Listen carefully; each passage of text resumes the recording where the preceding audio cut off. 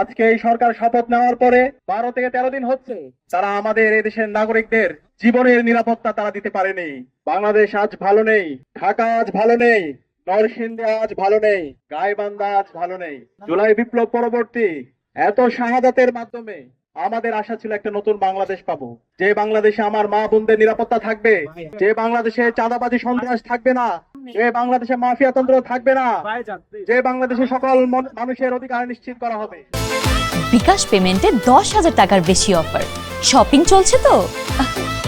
এবং এই জুলাই বিপ্লব পরবর্তী আজকে নির্বাচন হয়েছে, নির্বাচন পরবর্তী আমাদের আশা ছিল যে সরকার আসবে, সেই সরকার শুধুমাত্র একটা দলের হবে না, কোনো একক বর্গের হবে না, সকল মানুষের, সকল দলের, সকল মানুষের অধিকার নিশ্চিত করবে সেই সরকার। কিন্তু আমরা দেখতে পেয়েছি আজকে এই সরকার শপথ নেওয়ার পরে 12 থেকে 13 দিন হচ্ছে, এই 13 দিনে তারা আমাদের এই দেশের নাগরিকদের জীবনের নিরাপত্তা তারা দিতে পারেনি।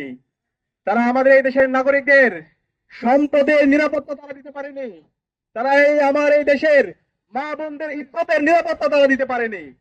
আমরা দেখতে পেয়েছি নির্বাচন পরবর্তী 24 ঘন্টার মধ্যে সারা দেশে সহিংসতা। সেই ফেসিবাদী আমলে যেভাবে ভিন্ন মতের, ভিন্ন পথের উপর যেভাবে আক্রমণ করা হতো, ঠিক একই কায়দায় নির্বাচন পরবর্তী সারা দেশে সন্ত্রাসীরা বাড়িঘর ভেঙে দিয়েছিল।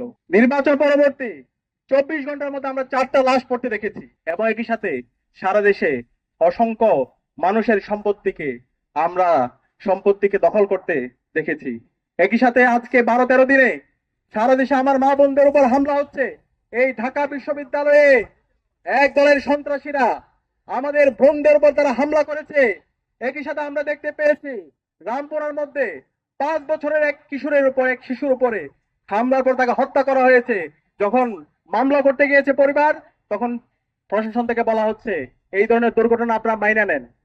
আরে ভাই, এই ধরনের দুর্ঘটনা মাইনে নেওয়ার জন্য কি জুলাই বিপ্লব হয়েছে?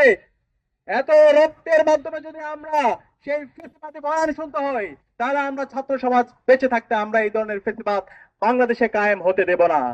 পরবর্তীতে এলাকাবাসী যখন ঘেরাও করলো, এরপরে মামলা নেওয়ার পরে পরিবারকে ক্রমাগত হুমকি দেওয়া হচ্ছে মামলা তুলে নেওয়ার জন্য। এরপর আমরা দেখতে পেয়েছি নরসিংদীর মধ্যে ইতিহাসের বর্বরচিত ঘটনা, আইএমএস জাহানিয়াতকে হার মানিয়েছে। আমাদের এক কিশোরকে 15 বছর বয়সী কিশোর, তাকে গণধর্ষণ করা হয়েছে। গণধর্ষণ করার পরে যখন সে বিচারের দাবিতে এলাকার বিএনপি নেতার কাছে গেল, পরবর্তীতে তাকে বিভিন্ন ধরনের হুমকি দেওয়া হলো, এবং এরপরে ওই পরিবারের সামনে থেকে, তার বাবার সামনে থেকে তুলে নিয়ে গিয়ে তাকে হত্যা করা হয়েছে। আমরা এখন পর্যন্ত এই ঘটনার সাথে যারা জড়িত এবং যারা ইন্ধন জুগিয়েছে তাদেরকে দৃষ্টান্তমূলক বিচার আওতায় আনতে দেখিনি। একই সাথে আমরা দেখতে পেয়েছি হাজারিবাগে এক শিশুকে হত্যা করা হয়েছে।